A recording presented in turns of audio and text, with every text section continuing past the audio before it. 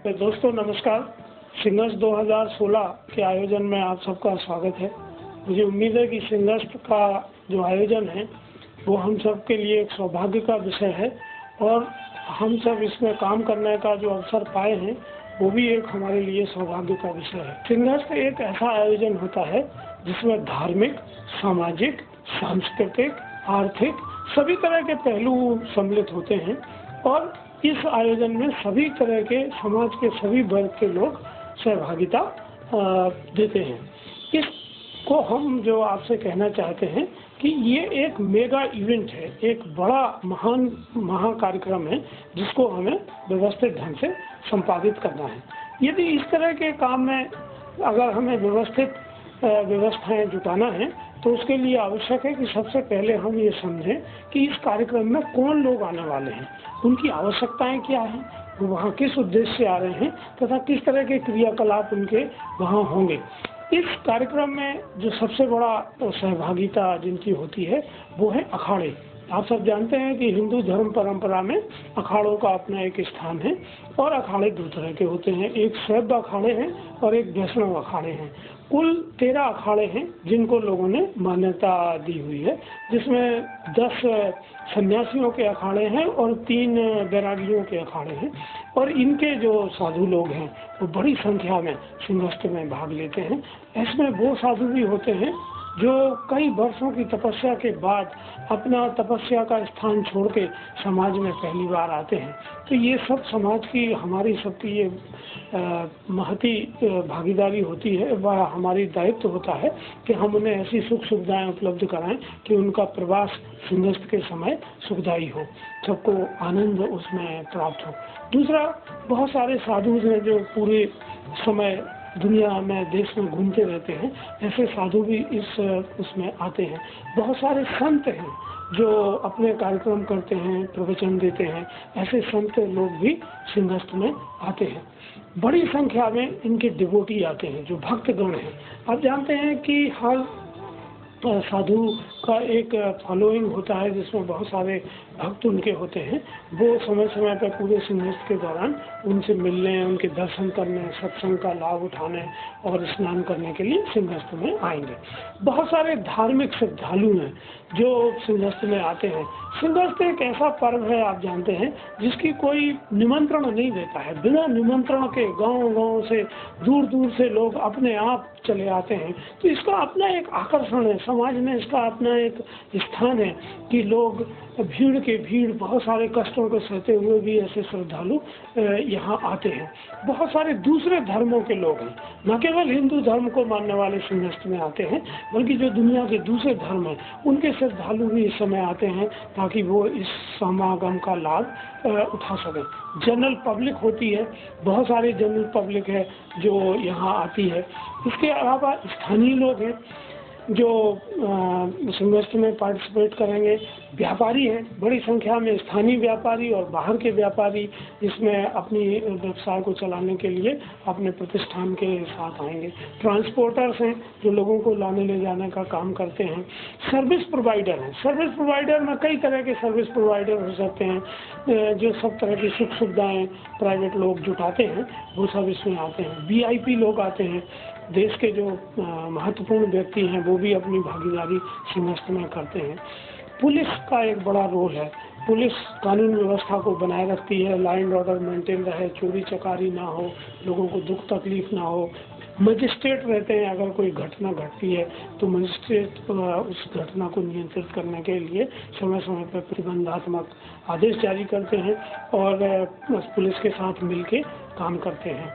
फिर पॉलिटिशियंस हैं, स्थानीय राजनेता हैं, वॉलंटियर्स हैं, समाज के बहुत सारे लोग हैं जो वॉलंटियर्स का काम करते हैं और वो सिंगस्ट में अपनी भागीदारी करना चाहते हैं। स्पॉन्सर्स लोग हैं जो तरह तरह के इवेंट को स्पॉन्सर करते हैं, जैसे कोई कथा वार्ता को स्पॉन्सर करता है, कोई जो अन्नकूट चलते हैं सिंगस्त में उनको स्पॉन्सर करते हैं, कोई पूजा को स्पॉन्सर करते हैं, कोई प्याऊ को स्पॉन्सर करते हैं। ऐसे बहुत सारे स्पॉन्सर्स होते हैं जो इस आयोजन में भाग लेते हैं। मीडिया पर्सन होता है, क्योंकि इतनी बड़ी गैदरिंग पृथ्वी पे सिंगस्त या कुंभ के अलावा और कभी नहीं होती है। ये विश्व की सबसे बड़ी गैदरिंग है। इसको देखने के लिए अंतर्राष्ट्रीय, राष्ट्रीय और प्रादेशिक और स्थानीय मीडिया बड़ी संख्या में रहता है। आप आज जानते हैं कि इलेक्ट्रॉनिक मीडिया और प्रिंट मीडिया दोनों के साथी हैं।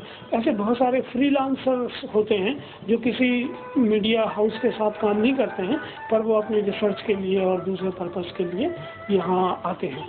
बहुत सारे सिविल सोसाइटी ऑर्गेनाइजेशन हैं, NGO हैं, समाज सेवी संस्थाएं हैं जो अपनी भागीदारी सिंहस्थ में करती हैं। और जानवर सिंहस्थ का एक अभिन्न अंग है। आप जानते हैं कि जहाँ आदमी होंगे वहाँ जानवर होंगे, तो हाथी आते हैं, गाय आती है और दूसरी तरह के जानवर होते हैं, घोड़े होते हैं जो बड़ी संख्या में भागीदारी करते हैं। उनकी भी ज़रूरतों को हमें ध्यान में रखना होगा।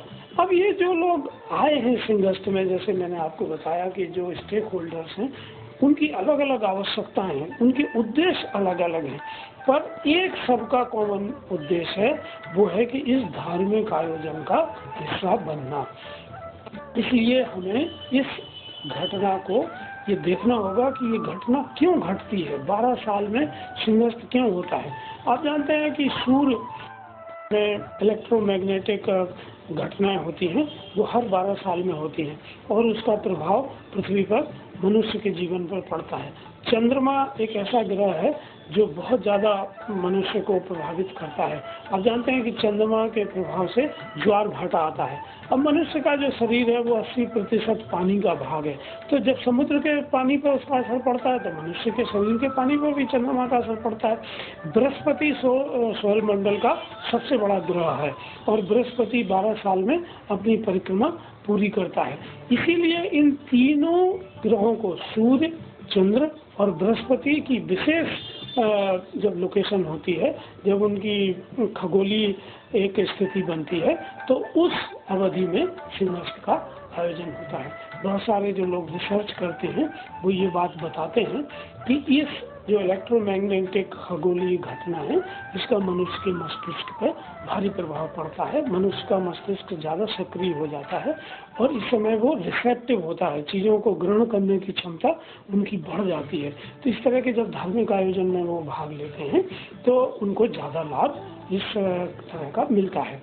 फिर इस तरह का जो आयोजन हो रहा है, अब हम समझ गए कि उसका उद्देश्य क्या है। हमें ये भी देखना चाहिए कि जो घटनाएं यहाँ घट रही हैं उनमें अच्छाइयाँ क्या हैं और उनसे बुराइयाँ क्या हो सकती हैं।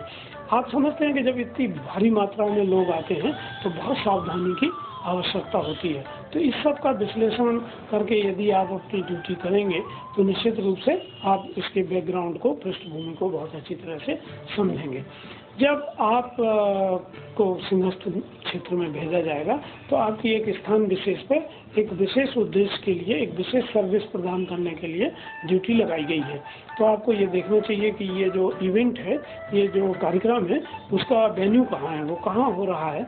उस वेन्यू को आप जाके देखें कि वो कहाँ कहाँ से रास्तों से कनेक्टेड है, कितना एरिया है, कितने लोग वहाँ आ सकते हैं, वहाँ लाइटिंग की कैसी व्यवस्था है, सफाई की कैसी व्यवस्था है, वहाँ यूरिनल्स और लेट्रिन्स की व्यवस्था है कि नहीं है, लोगों को नीचे बैठना है, कुर्सियों पर बैठना है। पूरे अरेंजमेंट को एक बार आपको मूल्यांकन करना चाहिए ताकि जब वो कार्यक्रम वहाँ संपादित हो रहा है तो आप उसको बेहतर व्यवस्था बनाए रख सकें। फिर जो लोग उस कार्यक्रम में आ रहे हैं उनकी समझ क्या है उस कार्यक्रम के बारे में और उनका मोटिवेशन क्या है। देखिए, जो समाज इसको आयोजित करता है उस समाज की क्या मान्यता है इस घटना के बारे में, ये भी हमें समझना चाहिए। आप जानते हैं कि कई पुराणों में इस तरह की कथाएं हैं कि जब देवता और दानवों ने मिलके समुद्र मंथन किया उस समय समुद्र से 14 रत्न निकले और उसमें एक था अमृत। अमृत के बंटवारे को लेके देवता और दानवों में युद्ध हो गया। जो इंद्र का पुत्र था जयंत, वो घड़ा लेके भागा अमृत का और उसके पीछे दानव लोग भागे और उस घड़े की रक्षा के लिए सूर्य, बृहस्पति और चंद्रमा ने अपनी भागीदारी निभाई। तो फिर भगवान विष्णु ने मोहिनी का रूप धारण करके उस अमृत के बंटवारे की व्यवस्था की। इस भाग दौड़ में जहाँ जहाँ ये अमृत की बूंदें गिरी पृथ्वी के ऊपर, वहाँ कुंभ का या सिंहस्थ का आयोजन होता है। तो ये जो घटना है, जो जनमानस आ रहा है, उनकी अपनी एक मान्यता है और इस मान्यता को हमें समझना और इसको महत्व देना बहुत आवश्यक है।